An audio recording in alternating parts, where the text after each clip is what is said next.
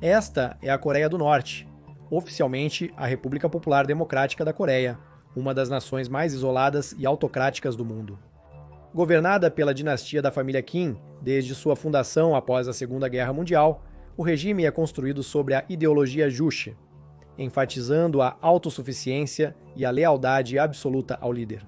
Kim Il-sung estabeleceu a dominância da família, que foi ainda mais solidificada sob seu filho Kim Jong-il, e agora continua com Kim Jong-un.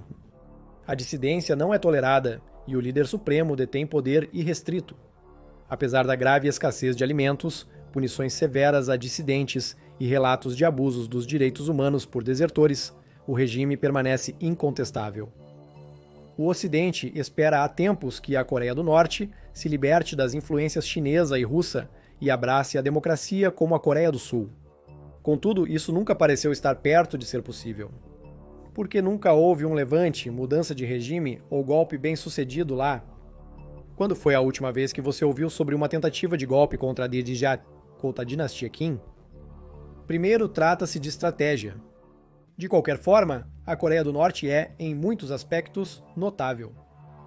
A família Kim dominou o país por mais de 70 anos, apesar de inúmeras fomes e falhas de liderança.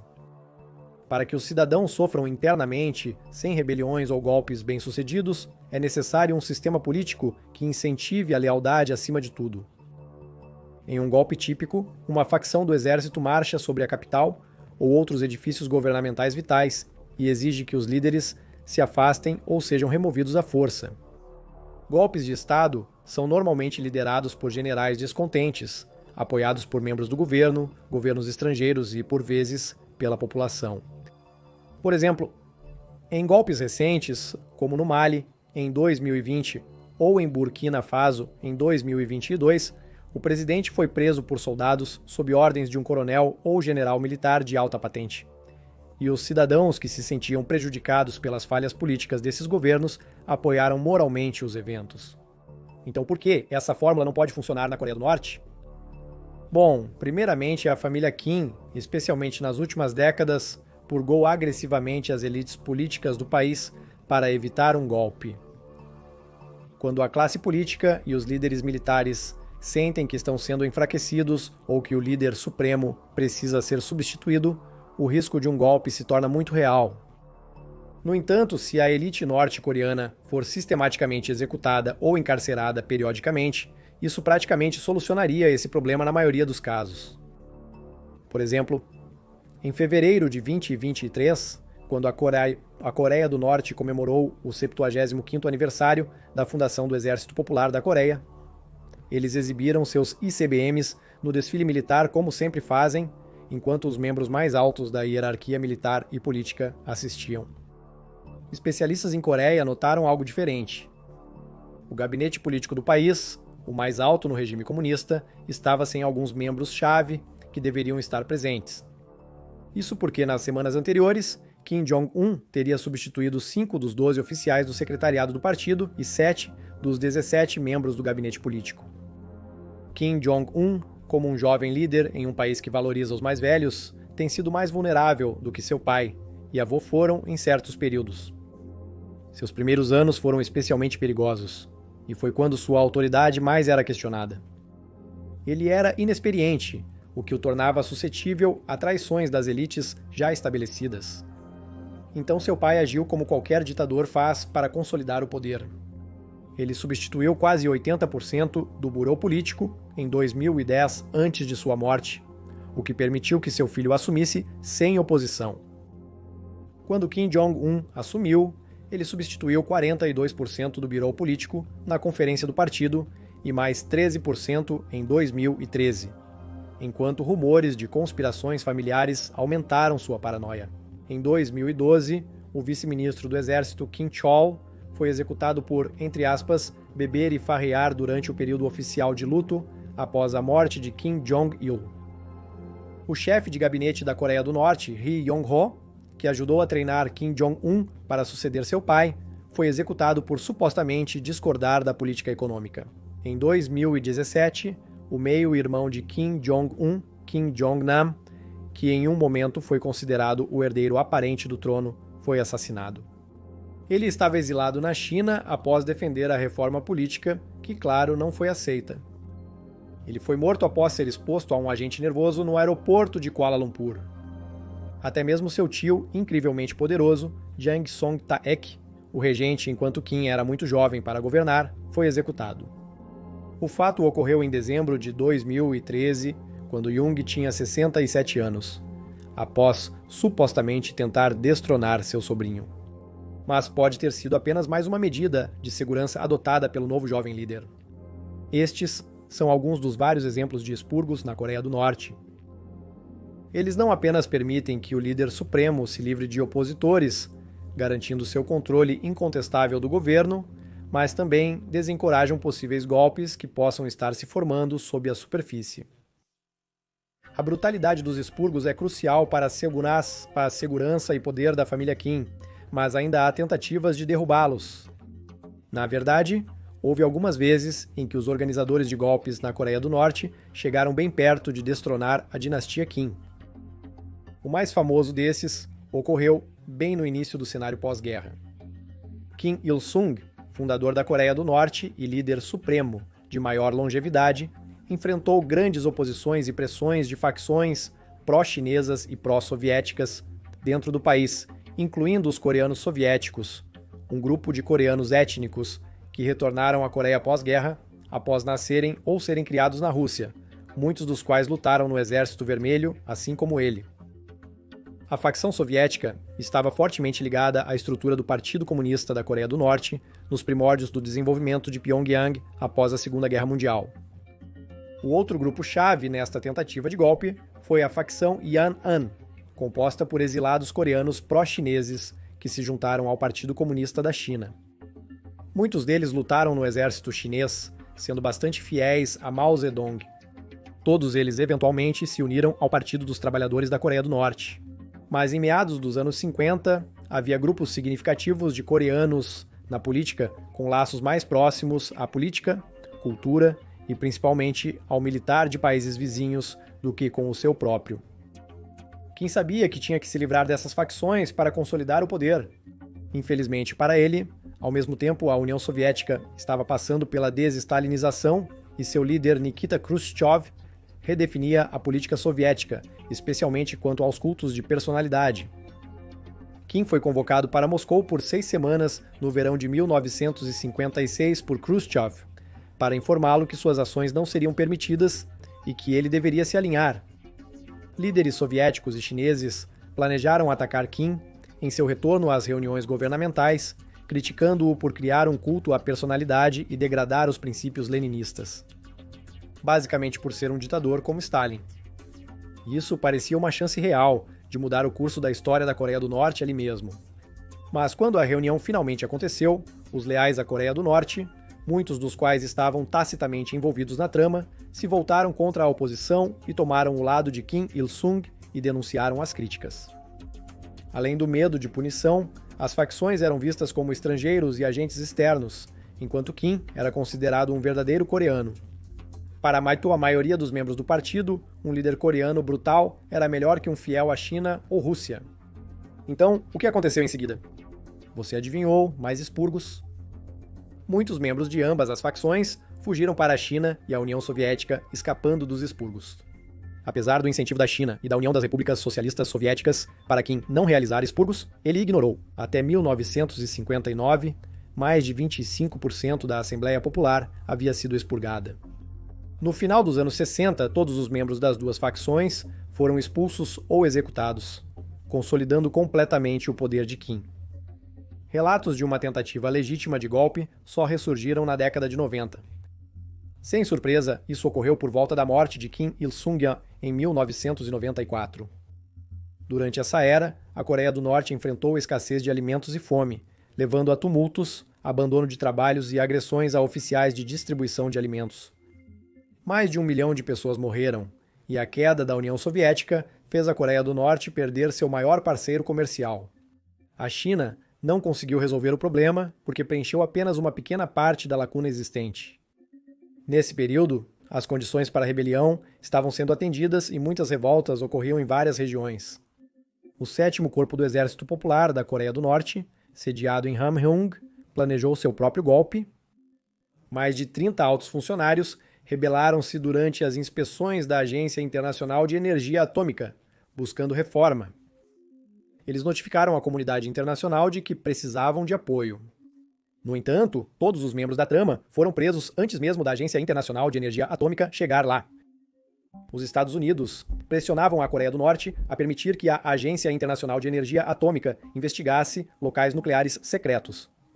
A Coreia do Norte sentiu que a Agência Internacional de Energia Atômica violava sua soberania e agia como vassalo dos Estados Unidos.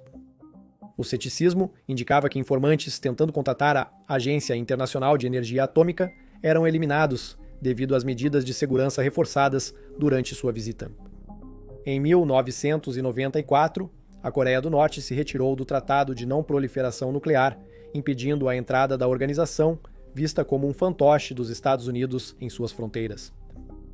Em 1993, quando o plano da Agência Internacional de Energia Atômica foi interrompido, outra unidade militar organizou uma revolta menor em Sinuiju, mas foram derrotados e também executados.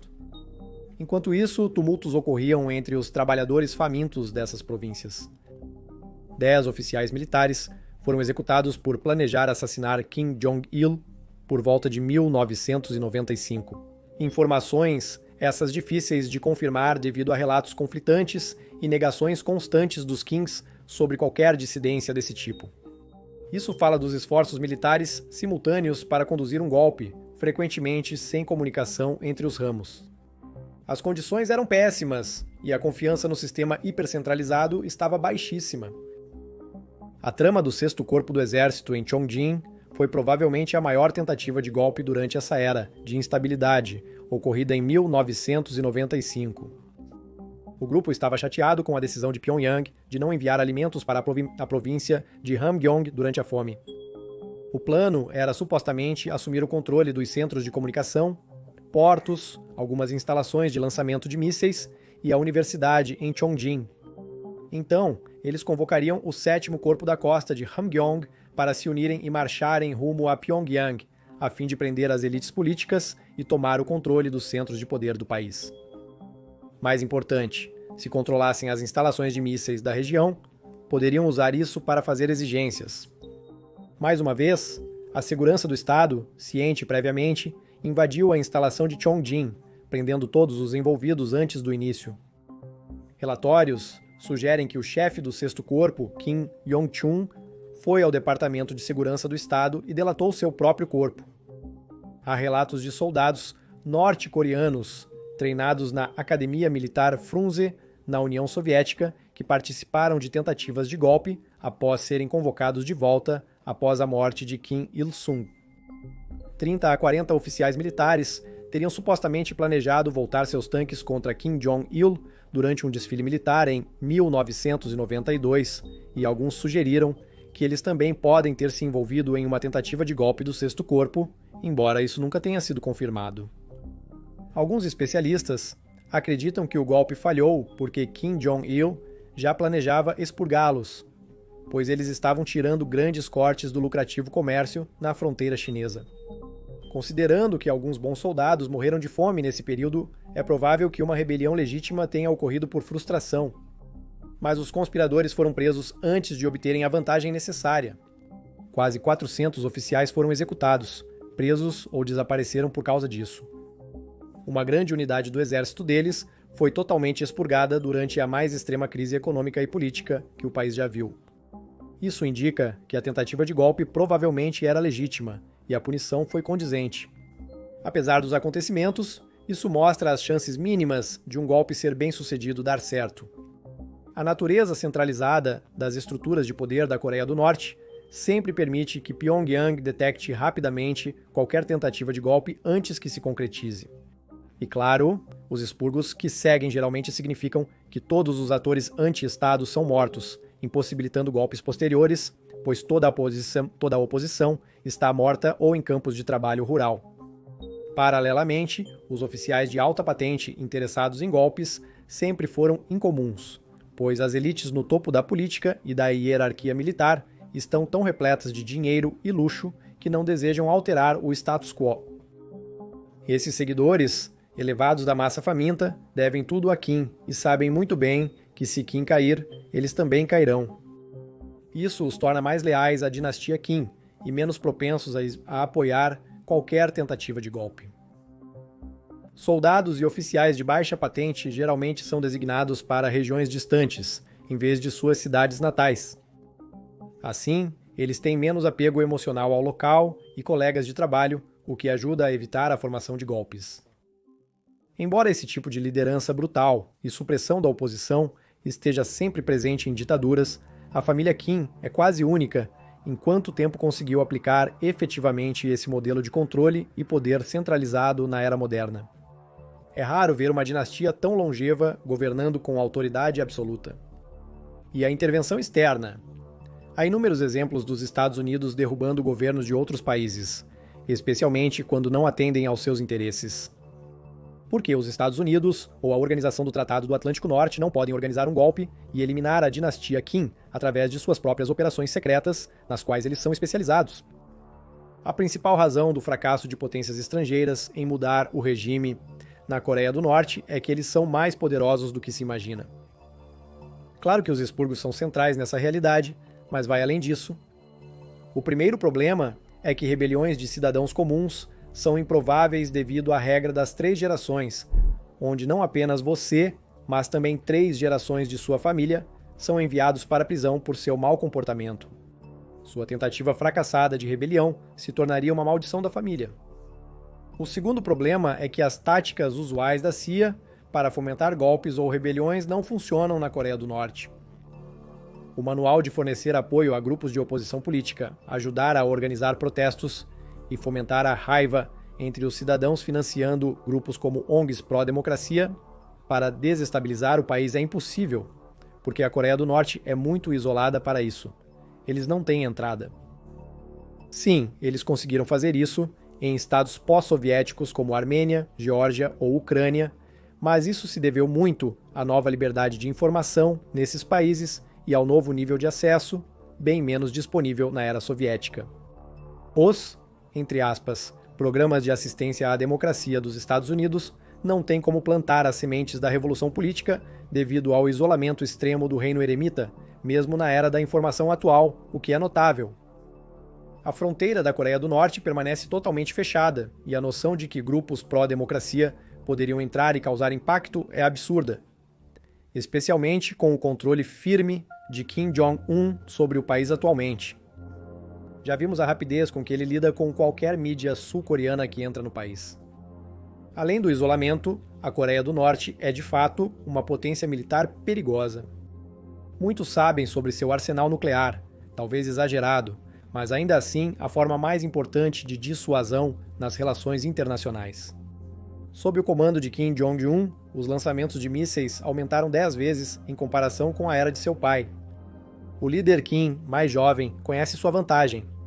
Se o governo norte-coreano descobrisse uma conspiração ocidental para derrubar Kim Jong-un, representando uma ameaça à sobrevivência da dinastia Kim e à Coreia do Norte como conhecem, o que os impediria de lançar um míssil nuclear contra Seul ou Washington DC se suspeitassem do envolvimento americano.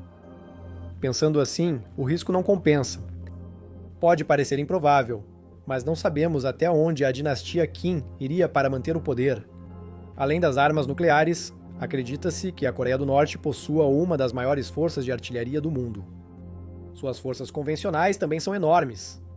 Eles têm o 4º maior exército do mundo, com um suposto 1.200.000 militares. Acredita-se que eles possuem armas químicas, biológicas e um dos maiores arsenais nucleares do mundo. Apesar das sanções do Conselho de Segurança da Organização das Nações Unidas, eles seguem construindo e testando mísseis balísticos. Em jogos de poder, a Coreia do Norte é o azarão imprevisível e implacável. Sendo um país extremamente pobre, sem outro suporte na política internacional, além da postura militar, não pode haver uma operação explícita de mudança de regime por potências estrangeiras. Seul e a Coreia do Sul são vulneráveis demais para adotar tal plano. A artilharia ao redor de Pyongyang e na fronteira coreana apontada para Seul poderia destruí-la em horas. Com os recentes eventos envolvendo Putin, Kim e o apoio histórico do Partido Comunista Chinês, um ataque ou mudança de regime na Coreia do Norte pode soar cada vez mais como uma ofensiva do Ocidente contra essa aliança de potências orientais. Estes são os novos perigos da paisagem multipolar. Até o momento, a única solução aparenta ser um declínio natural da dinastia Kim. Apesar do colapso do reinado da família ser previsto há tempos, sinais de rachaduras e esvaziamento do controle de Kim parecem estar acontecendo. A Carnegie Endowment for International Peace publicou um relatório em 20 e 24 sobre o potencial para este cenário. Os problemas econômicos da Coreia do Norte atingiram novos baixos, pois gastam até 30% do produto interno bruto em defesa, apesar da crônica escassez de alimentos. Os métodos de doutrinação e o medo incutido nos cidadãos por campos de trabalho forçado e execuções estão perdendo um pouco de seu fervor. A cultura inabalável de lealdade já não é mais a mesma. Além disso, a incerteza sobre a quarta geração da dinastia, com Kim Jong-un supostamente treinando sua filha Kim Joo-ae como sucessora, é aparentemente uma grande questão doméstica. Geralmente, uma luta pela sucessão é sempre uma grande preocupação quando surge. Se esses relatórios são indicativos da situação no local, em Pyongyang ou não, é difícil saber. Mas está claro que a nova paisagem geopolítica criou novas dinâmicas em toda a política internacional para todos, incluindo a Coreia do Norte. Mas só o tempo dirá se é o suficiente para quebrar a dinastia Kim de uma vez por todas.